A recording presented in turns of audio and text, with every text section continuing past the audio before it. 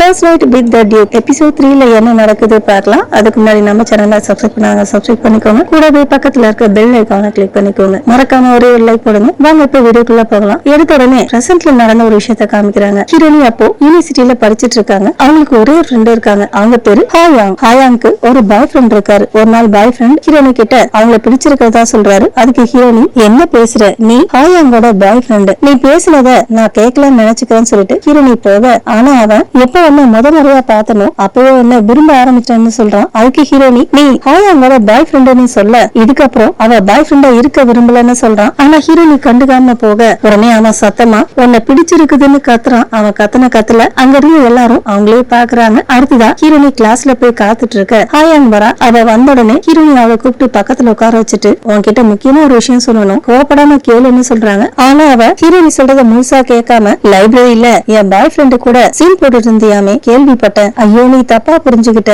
ஆனா அவதான் ஹீரோனி சொல்றத கேட்கறதாவே இல்லையே. ஹீரோனி தான் அவ பாய் ஃப்ரெண்ட சரி பண்றதா நினைச்சுக்கிட்டு என்கிட்ட பழகிக்கிட்டு என் முதுகு பின்னாடி என் பாய் ஃப்ரெண்ட கரெக்ட் பண்ணலான்னு பாக்குறியா சொன்னவ ஹீரோனி மேலேயே ஜூஸ் ஊத்திடுறா. அப்ப அவளோட பாய் ஃப்ரெண்ட் வந்து, இங்க கூட்டமா இருக்கு, வெளியே வா, நான் எக்ஸ்பிளைன் பண்றேன்னு அவளை கூட்டிட்டு போயிடுறான். போறப்ப கூட அவன் மேல எந்த தப்பும் இல்ல, ஹீரோனி மேலதான் தப்புன்ற மாதிரி சொல்லிக்கிட்டு போறான். அங்க இருக்க மத்த ஸ்டூடெண்ட்ஸ் எல்லாம் நடக்கிறத வீடியோ எடுத்து வதந்திய பரப்பி விட்டுறாங்க. அப்புறம் என்ன, ஹீரோனிய பாக்குறவங்க எல்லாம் ஃப்ரெண்டோட பாய் ஃப்ரெண்டை கரெக்ட் பண்ணவன்னு ஹீரோனி காது படவே பேசுறாங்க. அடுத்துதான் ஹீரோனி லாக்கர் ரூமுக்கு போக ஹாயாங் அங்க இருக்கா. ஹீரோனிய பாத்துட்டு, ஏய் செலிபிரிட்டி, இதுக்கப்புறம் உன் முகத்தை நான் பார்க்க விரும்பல, உனக்கு எவ்வளவு ஆசை இருந்தாலும் இன்னொருத்தியோட லவ்வர் மேல ஆசைப்படக்கூடாதுன்னு சொல்லிட்டு போறா. இதுக்கு அப்புறத்துல இருந்துதான் ஹீரோனி காலேஜுக்கு போகாம ரூமுக்குள்ளே இருந்திருக்காங்க. அப்பதான் அவங்க மொபைலுக்கு அந்த நாவலோட நோட்டிபிகேஷன் வருது. ஹீரோனி உடனே அந்த கதையை படிக்க ஆரம்பிக்கிறாங்க. அப்படியே கட் பண்ணி நாவல் கதையை காமிக்கிறாங்க. ஹீரோனி லாஸ்ட் எபிசோட்ல மயங்கி விழுந்துருவாங்க இல்லையா, அதுக்கப்புறம் என்ன நடந்துச்சுன்னு காமிக்கிறாங்க. ஹீரோனி நல்ல கண்முழிச்சு பாக்க, அதை பார்த்த பேங்க் அம்மா கண் முழிச்சுட்டாங்கன்னு குரல் கொடுக்க, தம்பிங்க 3 பேர் ஓடி வந்து பாக்குறாங்க. நல்லா இருக்கியா, நாங்க யாருன்னு உனக்கு தெரியுதா, என்ன ஆச்சுன்னு ஆளாளுக்கு கேள்வி கேக்குறாங்க. அடுத்ததா பேங்க் ஹீரோனிக்கு கஞ்சி ஊட்டி விட, ஹீரோனி சாப்பிட்டு முடிச்சிட்டு நான் எப்படி இங்க வந்தேன்னு கேக்குறாங்க. அதுக்கு சின்ன தம்பி, ஐயோ பழசெல்லாம் மறந்து போயிட்டியா, ஹீரோ கூட பேசிட்டு இருக்கப்போ மயங்கி விழுந்துட்ட. அப்போ பெரிய தம்பி, அப்பாக்கு தெரிஞ்சா வருத்தப்படுவாருன்னு சொல்லல, அவருக்கு மட்டும் தெரிஞ்சதுன்னா இதுக்கப்புறம் உன்னால வெளியே போக முடியாது. அப்போ நடு தம்பி, உன் பல்ச செக் பண்ணி பார்த்ததில்ல. அதுக்குள்ள சின்ன தம்பி, உன் ஒப்பீனியன் தேவையில்லைன்னு சொல்லிட்டு ஹீரோனி கிட்ட ராஜாவுடைய டாக்டர் வந்ததா சொல்றாரு. அப்படியே கட் பண்ணி நடந்ததை காமிக்கிறாங்க. ஹீரோனி மயங்கி கிடக்க பக்கத்துல ஹீரோ இருக்காரு. அப்போ ராஜாவுடைய டாக்டர் அங்க வராரு. ஹீரோக்கு தான் ஏதோ ஆயிடுச்சுன்னு நினைச்சுக்கிட்டு பதறி அடிச்சுட்டு வந்திருக்காரு. ஹீரோ நல்லா இருக்கத பார்த்து அவருக்கு ஒன்னும் புரியல. அதை புரிஞ்சுக்கிட்ட ஹீரோ ஹீரோனிய காமிக்க, அவரும் ஹீரோனிய செக் பண்ணி பாக்குறாரு. செக் பண்ணிட்டு அவங்க உடம்புல சுத்தமா சக்தி இல்ல, உள்ள இருக்க ஆர்கன்ஸ் எல்லாம் ரொம்ப கோல்டா இருக்கு. உடம்புல சக்தி இல்லாததுனால ஆர்கன்ஸுக்கு இதயம் சரியா ரத்தத்தை அனுப்ப மாட்டேங்குதான், பிசிக்கலாவும் மென்டலாவும் ரொம்ப வீக்கா இருக்காங்கன்னு சொல்றாரு. அதுக்கு ஹீரோ, நீங்க அக்குபஞ்சர் இல்ல ஸ்பெஷலிஸ்ட், உங்களால முடிஞ்ச பெஸ்ட் ட்ரீட்மெண்ட் கொடுங்கன்னு சொல்றாரு. பிளாஷ்பேக் அதோட முடிய, அப்ப நடு தம்பி, உன்னை ஹீரோ தான் வீட்டுக்கு தூக்கிட்டு வந்தாருன்னு சொல்றான். அப்ப சின்ன தம்பி, ராஜ வைத்தியரை வரவழைச்சாரு, அது சந்தேகமா இருக்குன்னு சொல்றான். அப்ப பெரிய தம்பி, நேத்து நம்ம கிட்ட ஏதோ ஒண்ணு சொல்ல வந்தாரே, பாதியிலே நிறுத்திட்டாரே, அது என்னவா இருக்கும்னு கேட்க, மத்த 2 தம்பிகளும் அது என்னவா இருக்கும்னு யோசிக்கிறாங்க. யோசிச்சுட்டு ஏதோ சொல்றாங்க. பட் அதெல்லாம் அந்த வாக்கியத்தோட பொருந்தல. அதை பார்த்து ஹீரோனியும் பேங்கும் கடுப்பாகுறாங்க. கடைசியா சின்ன தம்பி, அவரு நம்மள பிரதர் இல்லான்னு சொன்னாருன்னு பாயிண்ட பிடிக்க, ஆனா மத்த 2 தம்பிகளும் முட்டாள்தனமா வேற ஏதோ காரணம் சொல்லி தட்டி கழிக்கிறாங்க. அதெல்லாம் பார்த்த ஹீரோனி பேங்கு கிட்ட எப்படியாவது 3 பேரையும் இங்க இருந்து அனுப்புன்னு ஜாடையா சொல்ல, உடனே பேங்கும் அம்மா கொஞ்ச நேரம் ரெஸ்ட் எடுக்கணும், 3 பேரும் போங்கன்னு வெளியே அனுப்பிடுறாங்க. அப்படி இன்னொரு பக்கம் ஹீரோவும் ராஜ வைத்தியரும் பேசிட்டு இருக்கத காமிக்கிறாங்க. அப்ப வைத்தியர் சொல்றாரு, இந்த விஷயம் மட்டும் அரண்மனைக்கு தெரிஞ்சதுன்னா என் கதை முடிஞ்சது. அதுக்கு ஹீரோ, அவளை இந்த ஒரு முறை குணப்படுத்தினா நல்லா இருக்கும். அதுக்கு வைத்தியர், நான் அவங்களுக்கு அக்குபஞ்சர் ட்ரீட்மெண்ட் கொடுத்திருக்கிறேன், ஆனா உடனே குணப்படுத்துறதுக்கு ஒரு மூலிகை மருந்து இருக்குன்னு சொல்றாரு. நீங்க ஏன் அதை கொண்டு வரலன்னு ஹீரோ கேட்க, வைத்தியரால அதுக்கு பதில் சொல்ல முடியல. அதனால ஹீரோவும் அவரோட வேலைக்காரரும் மருந்து வாங்கறதுக்காக பார்மசிக்கு போறாங்க. இவங்க போன நேரம் பார்மசியை மூடிட்டு இருக்காங்க. அதனால வேலைக்காரர் கதை தட்டுறாரு. ரொம்ப நேரம் தட்டியும் கதவை யாருமே திறக்கல. அதனால வேலைக்காரர் காலையில வரலாமான்னு கேட்க, ஹீரோ அதெல்லாம் முடியாது, இப்பவே மருந்து வேணும்னு கதை ஒடிக்கலான்னு போறாரு. கரெக்டா அப்போ கதவை திறந்துகிட்டு ஒரு சின்ன பையன் வெளியே வரான். ஒருத்தங்க வீட்டு முன்னாடி இப்படிதான் கூச்சல் போடுவீங்களான்னு கேட்க, அதுக்கு வேலைக்காரர் பார்மசி ஓனர் எங்கப்பான்னு கேக்குறாரு. நான் மட்டும் தான் முடிச்சிட்டு இருக்கேன், உங்களுக்கு என்ன வேணும்னு அவன் கேட்க, நீ ரொம்ப சின்ன பையனா இருந்துட்டு மரியாதை குறைவா பேசுறன்னு ஹீரோ சொல்ல, அதுக்கு அவன் ஒருத்தரோட அப்பியரன்ஸ பார்த்து ஜட்ஜ் பண்ற நீங்க ஒரு முட்டாள்னு சொல்றான். அதை பார்த்த வேலைக்காரர் அவர்கிட்ட இந்த மாதிரி மரியாதை குறைவா பேசக்கூடாதுன்னு சொல்ல, அதுக்குள்ள அந்த பையன், மருந்து எந்த ஏற்ற தாழ்வையும் பார்க்காது, யாருக்கு தேவையோ அவங்களை குணப்படுத்தும் சொன்னவன் அடுத்ததா ஹீரோவை பார்த்துட்டு அவருக்கு என்ன மருந்து தேவையோ அது பேரை சொல்லி அதுக்காக தானே வந்தீங்கன்னு கேக்குறான். அவன் சொன்னதை பார்த்து வேலைக்காரருக்கு ரொம்ப ஆச்சரியமா இருக்கு. அப்ப ஹீரோ உன்கிட்ட அந்த மருந்து இருக்கான்னு கேட்க, எங்க கிட்ட இருந்தாலும் விக்கிறதா இல்ல அப்படின்னா உன்கிட்ட இருக்கான்னு ஹீரோ கேட்க, இருந்தாக்க என்கிட்ட இருந்து உங்களால எடுக்க முடியுமான்னு கேக்குறான். உனக்கு என்னதாண்டா வேணும்னு ஹீரோ கேட்க, இப்பதான் அவன் உண்மையை சொல்றான். கொஞ்ச நாளைக்கு முன்னாடி மலை மேல மூலிகையில பறிச்சிட்டு இருக்கப்போ புலி வந்ததால அந்த கூடைய அங்க இருந்த கோயில்ல வச்சுட்டு வந்துட்டானா. அதை கொண்டு வந்தாக்க ஹீரோக்கு தேவைப்படுற மருந்த கொடுக்கறேன்னு சொல்றான். அவன் அப்படி சொன்னதுனால அடுத்த ராத்திரி ஹீரோ இந்த கோயிலுக்கு போறாரு. அப்படியே கட் பண்ணி ஜுங்க காமிக்க, ஜுங் ஏதோ எழுதிட்டு இருக்காரு. அப்போ கொஞ்ச நேரத்துக்கு முன்னாடி ஹீரோ நடந்துகிட்டத நினைச்சு பாக்குறாரு. ஹீரோ அவர் கையை தட்டி விட்டு ஹீரோனை பிடிச்சிருப்பாரு இல்லையா, அதை நினைச்சு பார்த்த ஜுங் ஹீரோ அப்படி நடந்துகிட்டத பார்த்தாக்க அவர் லவ்வர நான் தொடக்கூடாதுன்னு பண்ண மாதிரி இருக்குன்னு சொல்றாரு. மறுபடியும் ஹீரோ காமிக்க ஹீரோ எப்படியோ அந்த கோயிலை கண்டுபிடிச்சிடுறாரு. கோயில் கதவை திறந்து பார்க்க உள்ளதான் அந்த கூடை இருக்குது. எடுக்கலான்னு போறப்போ பின்பக்கத்துல இருந்து புலி விரும்புற சத்தம் கேக்குது. திரும்பி பார்த்தாக்க கொஞ்ச தூரத்துல ஒரு புலி ஹீரோவே பார்த்துட்டு இருக்கு. ஹீரோ புலிய பார்த்து நான் செய்ய வேண்டியதை செய்வேன், அமைதியா போயிடுன்னு சொல்றாரு. ஆனா புலி கேக்குறதா இல்ல. ஹீரோ மேல பாய ஹீரோவும் அது கூட போராடுறாரு. ஒரு கட்டத்துல மலை உச்சில இருந்து கீழே விழ போறாரு. நல்ல வேலை ஒரு பாறையை பிடிச்சுக்கிறாரு. மேல ஏற முடியாம தத்தளிச்சிட்டு இருக்க அந்த இடத்துக்கு அந்த பையன் வரான். வந்தவன் ஹீரோவை காப்பாத்துறான். அப்ப ஹீரோ அவனை பார்த்து நீ சாதாரண குழந்தை கிடையாதுன்னு சொல்ல, அதுக்கு அவன் அடிக்கடி தந்திரமா விளையாடுவானா. அதனால கோவப்பட்ட மலை ஆத்மா அவனை இங்கே டிராப் பண்ணிடுச்சான். அவனோட தலைமுடி பார்மசில இருந்துச்சான். அது மூலமா தான் ஹீரோ கிட்ட உதவி கேட்டானா. அவன் சொல்றது ஹீரோக்கு புரியல. அது மட்டும் இல்ல, மலை ஆத்மா அனுப்பின புலி கிட்ட முதலா எதிர்த்து போராடினது ஹீரோ தானா. சொன்னவன் ஹீரோ கிட்ட மூலிகைய அவர்கிட்ட கொடுத்துட்டு இது ரொம்ப ரேரான மூலிகை, நீ காதலிக்கிற பொண்ணுக்காக தானே கேட்டேன்னு கேட்க ஹீரோக்கு ஆச்சரியமா இருக்கு. நீங்க தானே சொன்னீங்க நான் சாதாரண பையன் கிடையாதுன்னு. சொன்னவன் அங்க இருந்து கிளம்ப அப்ப ஹீரோ மறுபடியும் ட்ரிக்ஸ் பண்றதுக்காக போறியான்னு கேக்குறாரு. ட்ரிக்ஸ் பண்றப்போ மாட்டிக்காம இருக்கிறதுக்கு வழியை கண்டுபிடிக்கிறதுக்காக கிராமத்துக்கு போறேன், மறுபடியும் மீட் பண்ணாக்க சந்தோஷமா பேசலாம் சொல்லிட்டு போயிடுறான். அப்படியே கட் பண்ணி ஹீரோனியை காமிக்க ஹீரோனி நான் வாழறதா இல்ல கல்யாணம் பண்ணிக்கிறதான்னு ஃபீல் பண்ணிட்டு இருக்காங்க. அதுக்கு பேங்க் சொல்றா, நீங்க கல்யாணம் பண்ணிக்கிறதுக்கு ஏன் இவ்வளவு கஷ்டப்படுறீங்கன்னு தெரியல. ஓடி போனீங்க, வீண் செலவு செஞ்சீங்க, நன்னா ஆகிறதுக்கு புத்த மடத்துக்கு கூட போனீங்க, இன்னும் என்னென்னவோ பண்ணீங்க. ஆனா ஹீரோ அத பத்தி எல்லாம் பெருசா எடுத்துக்கவே இல்ல. நீங்களா இருந்தா போதும்னு நினைக்கிறாரு. ஆனா அந்த இடம் எனக்கு சொந்தமானது கிடையாதுன்னு ஹீரோனி சொல்ல, முதல்ல யார் அதை எடுத்துக்கிறாங்களோ அவங்களுக்கு தான் சொந்தம்னு பேங்க் சொல்றா. பேங்க் அப்படி சொன்ன உடனே ஹீரோனிக்கு ஹாயாங் சொன்னதான் ஞாபகத்துக்கு வருது. அதை நினைச்சு பார்த்தவங்க என்ன பண்றதுன்னு தெரியாம தலைய கவுத்துக்க, அதை பார்த்த பேங்க் என்னாச்சு உடம்பு சரியில்லையான்னு கேக்குறா. ஒரு மோசமான விஷயம் ஞாபகம் வந்துச்சுன்னு சொல்ல, அப்ப ஹீரோ கதவை திறக்க ரெண்டு பேரும் பயந்துடுறாங்க. ஹீரோனி எழுந்து வச்சதை பார்த்து ரொம்ப சந்தோஷப்படுறாரு. அடுத்ததா கொண்டு வந்த மூலிகையை ஹீரோனி கையில கொடுத்துட்டு இது எந்த நோயா இருந்தாலும் குணப்படுத்தும். உடனே பேங்க் கிட்ட டெய்லி மறக்காம அந்த மூலிகையை ஹீரோனிக்கு கொடுக்க சொல்றாரு. அதே சமயம் ஹீரோனி அவர் கையில இருக்க காயத்தெல்லாம் பாக்குறாங்க. ஹீரோ அப்போ கிளம்ப ஹீரோனி ஹீரோ கையில இருக்க காயத்தை பத்தி விசாரிக்கிறாங்க. என்ன நினைச்சா வருத்தப்படுறன்னு ஹீரோ கேட்க, அதுக்கு ஹீரோனி அப்படிலாம் இல்ல, நம்ம பக்கத்து வீட்டுல நாய்க்கு அடிபட்டா கூட என்ன ஆச்சுன்னு கேட்போம்ல, அந்த மாதிரி தான் அடிபட்டா எல்லாருக்கும் வலிக்கும்ல, மருந்து போடலன்னா இன்னும் ஜாஸ்தியா வலிக்கும்னு சொல்றாங்க. என்ன நினைச்சு கவலைப்படாத, எனக்கு சீக்கிரம் சரியாயிடும். அப்புறம் ஜுங்கோட கிளப்புக்கு போயிட்டு வா, போயிட்டு வந்தீங்கன்னா ரிலாக்ஸா இருக்கும்னு சொல்லிட்டு போறாரு. அவர் சொன்னதை கேட்டு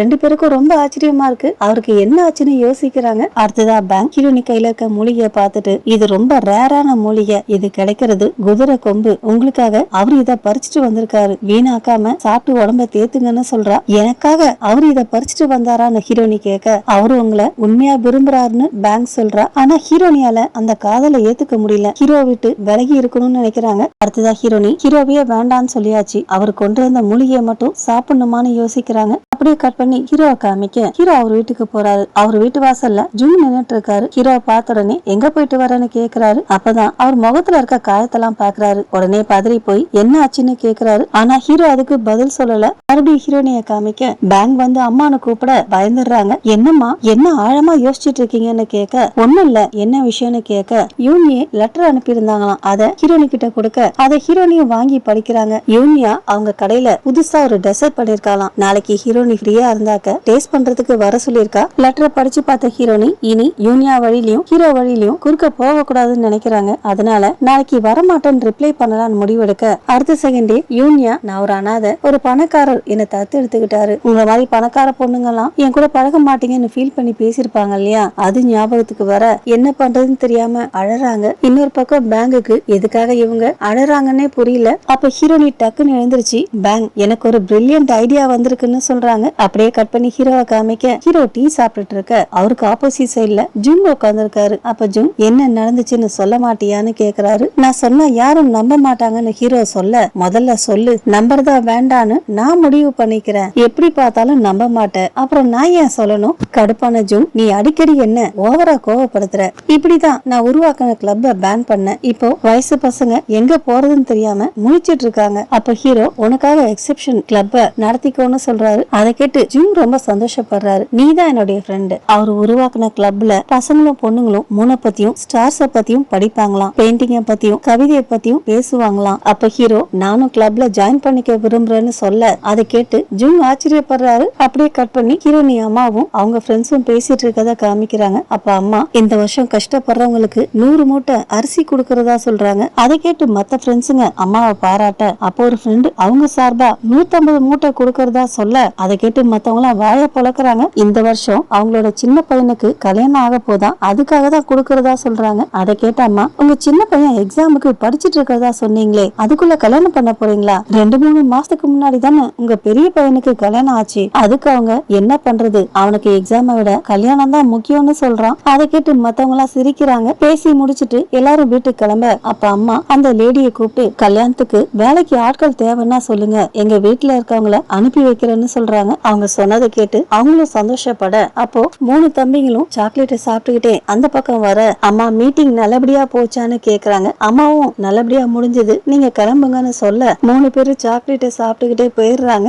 இந்த வயசுலயும் அவங்க சாக்லேட் சாப்பிட்டுக்கிட்டு சின்ன குழந்தை மாதிரி நடந்துக்கிறத பார்த்து அம்மா ரொம்ப வருத்தப்பட, அதை பார்த்து அவங்க ஃப்ரெண்டு உங்களுக்கும் மருமக தேவைன்னு சொல்றாங்க. அதுக்கு அம்மா, கண்டிப்பா அவங்களுக்கும் கல்யாண வயசு வந்துருச்சு, ஆனா யாருக்குமே இன்ட்ரெஸ்ட் இருக்கிற மாதிரி தெரியலன்னு சொல்றாங்க. அதுக்கு ஃப்ரெண்டு சொல்றாங்க, அவங்கள பார்த்ததுல ஹேண்ட்ஸமாவும் பெர்ஃபெக்டாவும் இருக்காங்க, நீங்க எதுக்காக வருத்தப்படுறீங்கன்னு கேட்க, அவங்க வெளி தோற்றத்தை பார்த்து நீங்க அப்படி சொல்றீங்க, ஆனா அவங்க நல்லா இல்ல, என் வம்சம் இதோட முடிஞ்சிடும் போல இருக்குன்னு ஃபீல் பண்றாங்க. அதுக்கு ஃப்ரெண்ட், இந்த விஷயத்துல ஸ்பெஷலிஸ்ட் ஒருத்தவங்க தெரியும், அவங்கள போய் பாக்குறீங்களான்னு கேக்குறாங்க. இன்னொரு பக்கம் ஹீரோனி ஜுங்க பார்க்க போறாங்க. ஜுங் அவங்கள பார்த்துட்டு எப்படி இருக்கீங்கன்னு கேட்க, அதுக்கு ஹீரோனி, இப்ப நல்லா இருக்கிறேன், என்ன கிளப்புக்கு இன்வைட் பண்ணீங்களே வரலாமான்னு கேட்க, கண்டிப்பா எப்ப வேணாலும் வரலான்னு சொல்றாரு. எனக்கு ஒரு சின்ன ரிக்வெஸ்ட், நான் வரப்போ என் ஃப்ரெண்டையும் கூட்டிட்டு வரலாமான்னு கேக்குறாங்க. இதுக்கெல்லாம் ஏன் பர்மிஷன் கேக்குறீங்க, தாராளமா கூட்டிட்டு வாங்க, அப்புறம் நம்ம கிளப்புக்கு அப்ரூவல் கிடைச்சிருச்சு, அதனால இன்னைக்கு ராத்திரி ஒரு மீட்டிங்க்கு ஏற்பாடு பண்ணிருக்கேன்னு சொல்றாரு. ஹீரோ அப்ரூவல் கொடுத்துட்டாரான்னு ஹீரோனி கேட்க, ஜுங்கும் ஆமான்னு சொல்றாரு. அடுத்ததா 2 பேரும் கோரஸா பர்மிஷன் கிடைச்சிச்சுல்ல, ஹீரோயின் இன்வைட் பண்ணலாமான்னு கேக்குறாங்க. 2 பேரும் ஒன்னா சொல்றத பார்த்து ஹீரோனி ஆச்சரியப்பட்டு, கூப்பிட்டாக்க ஹீரோ வருவாரான்னு கேட்க, அவரு வந்தா உங்களுக்கு ஓகேவான்னு ஜுங் கேட்க, இப்பதான் ஹீரோனிக்கு கிளப்புக்கு போறதுக்காக பர்மிஷன் கொடுத்தாரு இல்லையா, அது ஏன்னு புரியுது. அப்ப ஜுங், அவரு வந்தாக்க உங்களுக்கு கஷ்டமா இருக்குமான்னு கேட்க, ஐயோ அப்படிலாம் இல்ல, அவரு வருவாரான்னு கேட்க, வருவான்னு நினைக்கிறேன், எல்லா யங்ஸ்டர்ஸையும் அனுமதிக்கணும், ஆனா கோவப்படுறவங்கள நம்மளால என்ன பண்ண முடியும்? அவங்க பேசினதை கேட்டு ஜுங் அவங்கள பாராட்டுறாரு. அப்படியே கட் பண்ணி ராஜாவை காமிக்க, ராஜா ஒரு லெட்டரை படிச்சு பார்த்துட்டு, எனக்கு புரிஞ்சது, நீங்க எல்லாம் கிளம்புங்கன்னு சொல்ல, அப்ப ஹீரோனி அப்பா, ராஜா ஊர்ல ஓவரா பனி பொழிஞ்சதுனால விதைச்ச விதை முளைக்காம போயிடுச்சு, அதனால எந்த விளைச்சலும் இல்லன்னு சொல்றாரு. ராஜா எனக்கு தெரியும்னு சொல்ல, விளைச்சல் இல்லாததுனால மக்கள் சாப்பாட்டுக்கே தவிக்கிறாங்கன்னு சொல்றாரு. அதை கேட்டு சிரிச்ச ராஜா, நான் பதவி ஏத்ததுல இருந்து ஒவ்வொரு மாசமும் ஏதாவது ஒரு பிரச்சனை வந்துட்டு இருக்கு, வருஷம் வெள்ளம் வருது, வறட்சி வருது, இது எல்லாத்துக்கும் நான் ஒழுக்கம் இல்லாததான் காரணம், நீங்க என்ன சொல்றீங்கன்னு ஹீரோனி அப்பா கிட்ட கேட்க, அப்படிலாம் இல்ல ராஜா, சீக்கிரமா ஒரு டீம் உருவாக்கி மக்களுக்கு உதவி பண்ணுங்கன்னு சொல்றாரு. அடுத்ததா ராஜா ரைட் ஸ்டேட் மினிஸ்டரை பார்த்து, நீங்க வருத்தமா இருக்கீங்க, என்ன காரணம்னு கேக்குறாரு. அதுக்கு அவரு, நான் எப்படி சொல்லுவேன்னு கேட்க, அதுக்கு ராஜா, எல்லாத்துக்கும் நான் ஒழுக்கம் இல்லாததா காரணம்னு சொல்ல வரீங்களா, ஐயோ உங்களுக்கு இல்ல இருக்கன்னா அதை எப்படி சொல்லுவேன்னு அவரு கேட்க, அதுக்கு ராஜா, நீங்க குயின் மதரோட ரிலேட்டிவ், பிரச்சனையை திறமையா அவாய்ட் பண்ணுவீங்கன்னு தெரியும், சொன்னவர் எல்லாரையும் அங்க இருந்து போக சொல்றாரு. எல்லாரும் வெளியே போயிடுறாங்க. அப்போ ஒரு அமைச்சர் ஹீரோனி அப்பா கிட்ட, ராஜா தூக்கம் இல்லாம தவிச்சிட்டு இருக்க இந்த நேரத்துல அவரை வருத்தப்பட வச்சாக்க உங்களுக்கு ஏதாவது ஆயிட போகுதுன்னு சொல்றாரு. அதுக்கு ஹீரோனி அப்பா, நான் சொல்ல வேண்டியதை சொல்லிதான் தீருவேன், ஏன்னா சீக்கிரமா நிவாரண குழுவை உருவாக்கணும்னு சொல்றாரு. அப்போ ரைட் ஸ்டேட் மினிஸ்டர், ராஜாக்கு க்ளோஸா இருக்கிறது இளவரசர் மட்டும்தான், நாட்டோட பாதுகாப்பை பத்தி தான் நான் கவலைப்படுறேன்னு சொல்றாரு. அதுக்கு ஒரு அமைச்சர், எப்படி இளவரசனால ராஜாவுடைய தீர்ப்பை மாத்த முடியும்னு கேக்குறாரு. அதுக்கு இன்னொருத்தர், மெல்ல பேசுங்க, நீங்க பேசுறது இளவரசன் காதுல விழுந்துற போது அதுக்கப்புறம் அவரு என்ன பண்ணுவார்னே தெரியாது. அதுக்கு ரைட் ஸ்டேட் மினிஸ்டர் சொல்றாரு, கடந்த 12 வருஷமா இளவரசனால ஏகப்பட்ட பேர் கஷ்டப்பட்டு இருக்காங்க, இதுக்கப்புறம் வேட்டை நாய் தனியா வேட்டையாட போகட்டும், ஏன்னா வெறி பிடிச்சிருச்சுன்னா ஓனரே கடிச்சிரும், அதை அதை கேட்டு ஹீரோனி அப்பா கடுப்பாக இன்னொருத்தர் ராஜாவை ஃபியூச்சர்ல கன்வின்ஸ் பண்ணணும்னா நாம எல்லாரும் உயிரோட இருக்கணும்னு சொல்றாரு. இன்னொரு பக்கம் ஹீரோனியும் பேங்கும் யூனியாவை பாக்குறதுக்காக போயிருக்காங்க. அப்ப பேங்க் அம்மா இதுக்கப்புறம் அவங்க விஷயத்துல தலையிட மாட்டேன்னு சொன்னீங்களே, அதுக்கு ஹீரோனி நேத்து யூனியா அனுப்பின லெட்டரை படிச்சல்ல, எப்படி வர முடியாதுன்னு சொல்றது, நீ கொஞ்சம் கூட இறக்கமே இல்லாம நடந்துக்கிறேன்னு சொல்றாங்க. அதுக்கு பாங்கும் நேச்சராவே நான் அப்படிதான்னு சொல்றா. அப்ப யூனியா வந்து ஹீரோனிய பார்த்துட்டு ரொம்ப சந்தோஷப்படுறா. ஓடி வந்து அவங்க கையை பிடிச்சு எனக்கு ஒரு ஃப்ரெண்டு கிடைப்பாங்கன்னு நினைச்சே பார்க்கல, ரொம்ப சந்தோஷமா இருக்கு, வாங்க உள்ள போகலான்னு கூப்பிடுறா. அவங்கள தடுத்த ஹீரோனி நம்ம ஃப்ரெண்ட்ஷிப்பை செலிப்ரேட் பண்றதுக்காக உங்க கூட சேர்ந்து நான் ஒரு விஷயத்த பண்ண போறேன்னு சொல்றா. ஏன் கூட சேர்ந்தான்னு யூனியா கேட்க ஹீரோனியா ஆமான்னு சொல்றாங்க. இன்னொரு பக்கம் ஹீரோ வீட்டை காமிக்க ஹீரோடைய வேலைக்காரர் அவர் ரூமை கிராஸ் பண்ண ரூமுக்குள்ள இருந்து ஹீரோ குரல் கேக்குது. இப்ப நான் என்ன பண்ணுவேன் ஒன்னும் புரியலையேன்னு சொல்றாரு. அதை கேட்ட வேலைக்காரர் வெளியே போயிட்டுதான் நினைச்சனே உள்ளியா இருக்காருன்னு கேட்டுக்கிட்டே ரூமுக்குள்ள போக ஹீரோ அங்க எல்லா ட்ரெஸ்ஸையும் களைச்சு போட்டு வச்சிருக்காரு. அதாவது ஈவினிங் கிளப்புக்கு போகணும் இல்லையா,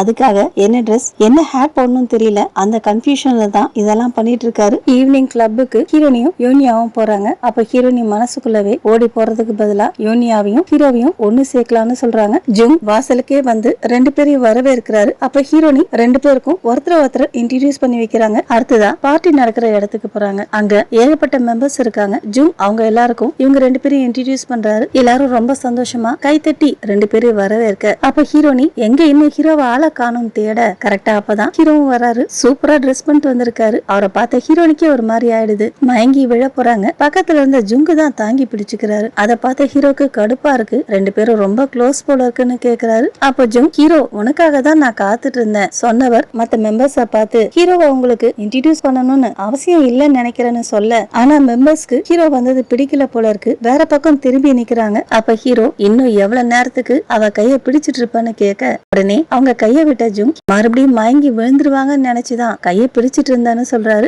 ஹீரோ தப்பா புரிஞ்சுக்கிட்டு பொறாமப்படுறத பார்த்த ஹீரோனிக்கு நாவல்ல ஜுங் யூனியாவை 3 பேர்கிட்ட இருந்து காப்பாத்துவார் இல்லையா, அப்ப யூனியா மயங்கி விழ ஜுங் தாங்கி பிடிச்சுப்பாரு. அதை பார்த்து ஹீரோ தப்பா புரிஞ்சுப்பாரு. அந்த சீன் மாதிரி இருக்குன்னு நினைக்கிறாங்க. அப்போ ஒருத்தன் வந்து ஹீரோனி கிட்ட தன்னை இன்ட்ரோடியூஸ் பண்ணிக்க ஹீரோனியும் பேசலான்னு போறாங்க. குறுக்க ஹீரோ வந்துடுறாரு. இன்ட்ரோடக்ஷனை தவிர வேற எதுவும் உருப்படியா பண்ண மாட்டீங்களான்னு கேக்குறாரு. அதுக்கு ஹீரோனி நான் ஒரு பேரை தெரிஞ்சுக்கணும்னு சொல்ல, அதுக்கு ஹீரோ பேரை தெரிஞ்சுக்கிட்டு என்ன பண்ண போற, ரெண்டு பேரும் அன்பா பேரை கூப்பிட்டு க்ளோஸ் ஆக போறீங்களான்னு கேட்க அது கேட்ட அந்த பையன் அப்படிலாம் இல்லன்னு சொல்லிட்டு போயிடுறான். அப்ப ஜுங் அப்புறமா இன்ட்ரோடியூஸ் பண்ணிக்கலாம், இப்போ மீட்டிங் ஆரம்பிக்கலாம்னு சொல்றாரு. ஹீரோனியை தவிர மத்த எல்லாரும் வேண்டா வெறுப்பா ஆரம்பிக்கலாம்னு சொல்றாங்க. அடுத்ததான் மீட்டிங் முடிஞ்சு யூனியா புதுசா ரெடி பண்ண ஸ்வீட் எல்லாருக்கும் கொடுக்கறாங்க. ஹீரோனி யூனியா செஞ்ச ஸ்வீட்டை பத்தியும் யூனியாவை பத்தியும் புகழ்ந்து பேசுறாங்க. அதுல ஒருத்தர் அவங்க ஸ்வீட்ஸ பத்தி கேள்விப்பட்டிருக்கேன், இப்பதான் முறையா சாப்பிடுறேன்னு சொல்றாரு. அப்ப ஹீரோனி மனசுக்குள்ளவே ஸ்டெப் ஹை சொசைட்டிக்கு ஃபர்ஸ்ட் இம்ப்ரெஷன் தான் ரொம்ப முக்கியமா, அவங்கள பாராட்டினாக்க ஈஸியா அசைச்சிடலாம்னு சொல்றாங்க. அப்ப யூனியா டீய பத்தி ஏதோ சொல்றாங்க. அவங்க பாதி விஷயத்த சொல்ல மிச்சத்தை ஹீரோ சொல்றாரு. அதை பார்த்த யூனியா ஆச்சரியப்படுறாங்க. உங்களுக்கு எப்படி தெரியும், இது வரைக்கும் இத பத்தி தெரிஞ்ச யாரையுமே மீட் பண்ணது இல்லன்னு சொல்றாங்க. அப்ப ஹீரோனி உங்க ரெண்டு பேருக்கு நடுவுல காமனான விஷயம் நிறைய இருக்கு, இதுக்கு முன்னாடி நீங்க மீட் பண்ணவே இல்லன்னு சொல்றத நம்ப முடியலன்னு சொல்றாங்க. அப்ப யூனியா உங்களை பத்தி நிறைய கேள்விப்பட்டிருக்கேன்னு ஹீரோ கிட்ட சொல்ல,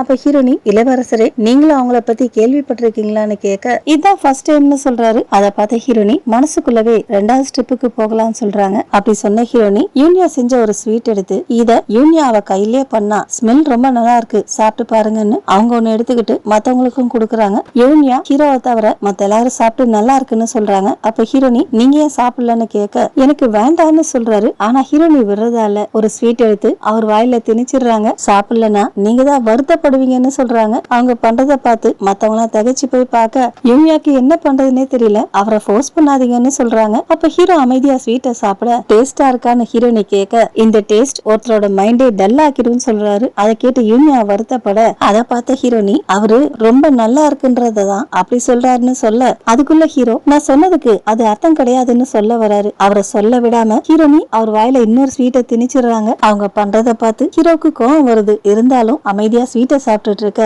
அப்ப ஜுங் எனக்கு இந்த ஸ்வீட் ரொம்ப பிடிச்சிருக்கு, நல்லா சேல்ஸ் ஆகும் சொல்றாரு. அதேதான் நானும் நினைச்சேன்னு ஹீரோனி சொல்ல அப்ப யூனியா வீட்டுக்கு போறப்போ உங்களுக்கு இன்னும் ஸ்வீட்ஸ் தரேன்னு சொல்ல எல்லாரும் ரொம்ப சந்தோஷப்படுறாங்க. அப்ப ஹீரோ எனக்கு தேவையில்லைன்னு சொல்றாரு. அதை பார்த்த ஹீரோனி மனசுக்குள்ளவே ரெண்டாவது ஸ்டெப் வேலைக்கு ஆகல, மூணாவது ஸ்டெப்புக்கு போகலாம்னு சொல்லிட்டு ஜுங் கிட்ட புது மெம்பர்ஸ் ஜாயின் பண்ணிருக்கிறதுனால இன்னைக்கு ஏதோ ஈவென்ட் இருக்குன்னு சொன்னீங்களே என்ன அதுன்னு கேக்குறாங்க. உடனே ஜுங் சொல்றாரு நம்ம கிளப்புக்கு இன்னைக்கு 3 புது மெம்பர்ஸ் ஜாயின் பண்ணிருக்கிறதுனால கவிதை கூட குறிப்பு எழுதி அங்கங்க மறைச்சு வச்சிருக்காராம். யார் அதெல்லாம் கண்டுபிடிச்சு கவிதைய முழுசா பினிஷ் பண்றாங்களோ அவங்களுக்கு ஏதோ ரிவார்ட் கொடுக்க போறாராம். ஒரு கவிதை கூட கோல்டு ரிங்கும் இருக்கிறதா சொல்றாரு. அதை கண்டுபிடிக்கிறவங்க அவங்களே எடுத்துக்கலாம்னு சொல்றாரு. தங்கம் இருக்குன்னு தெரிஞ்ச உடனே கண்டுபிடிக்கிறதுக்காக எல்லாரும் போயிடுறாங்க. அப்ப ஜூன் 9 மணி வரைக்கும் தான் டைம், அதுக்குள்ள கண்டுபிடிங்கன்னு சொல்றாரு. ஹீரோனியும் யூனியாவும் ஜோடியா போயிட அப்ப ஜூன் ஹீரோ நீ போகலையான்னு கேட்க எனக்கு அந்த புதையல் தேவையில்லை, ஏன்னா ரீசெண்டா தான் அதை விட பெரிய புதையல் எனக்கு கிடைச்சதுன்னு சொல்றாரு. அதுக்கு ஜூன் நீ ரூல்ஸ ஃபாலோ பண்ணலன்னா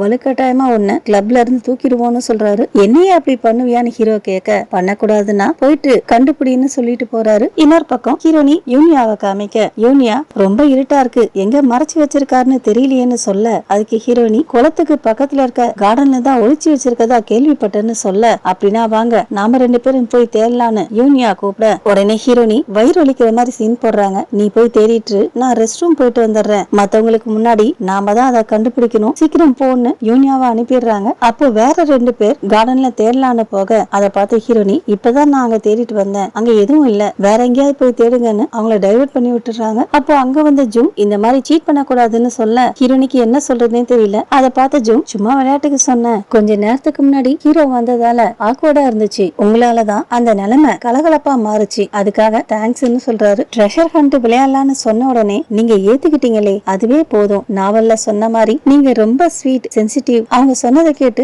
ஜூம் திருன்னு முழிக்க ஐயோ கொலையிட்டம் போல இருக்குன்னு ஹீரோனி சொல்ல அப்ப ஜூம் சொல்றாரு உங்களை பார்த்த மோமெண்ட்டே நீங்க எவ்வளவு யூனிக் ஃபன் ஆனவங்கன்னு புரிஞ்சுக்கிட்டேன். இப்ப மெம்பர்ஸும் குழந்தைங்க மாதிரி என்ஜாய் பண்ணிட்டு இருக்காங்க, உங்களுக்கு தான் தேங்க்ஸ் சொல்லணும், அவங்கள பார்த்து எனக்கும் சந்தோஷமா இருக்குன்னு சொல்றாரு. அதுக்கு ஹீரோனி பொண்ணுங்களும் பசங்களும் ஒன்னா குன்னாக்க என்ன வேணாலும் நடக்கலாம்னு கேட்க அதுக்கு ஜூம் கண்டிப்பா உங்களை பார்த்தாக்க வேற ஏதோ ஃபன்னுக்காக வெயிட் பண்ற மாதிரி தெரியுது, அவங்க ட்ரெஷரை கண்டுபிடிக்கிற வரைக்கும் நான் கார்டன்ல வெயிட் பண்றேன்னு சொல்லிட்டு ஜூம் கிளம்ப அவரு அங்க போன பிரச்சனையாச்சே, அதனால ஹீரோனி அவர் கைய பிடிச்சு போகாதீங்க என் கூடவே இருங்கன்னு சொல்றாங்க. அதே சமயம் யூனியா குளத்துக்கிட்ட போக அவங்க பின்னாடியே ஹீரோ போறாரு. அப்ப பூக்கள் உதிருது, அதை பார்த்து சந்தோஷப்பட்ட யூனியா அந்த மரம் இங்க எங்கேயுமே இல்ல, எப்படி பூக்கள் மட்டும் உதிருதுன்னு யோசிக்கிறாங்க. பார்த்தாக்க பக்கத்துல இருக்க மரத்து மேல பேங்க் இருக்கிறாங்க, அவங்கதான் இந்த பூக்களை தூக்கி போட்டுட்டு இருக்காங்க. இதெல்லாம் ஹீரோனியோட ஏற்பாடு. யூனியாவும் ஹீரோவும் அங்க வரப்போ பூக்களை போட சொல்லிருக்காங்க.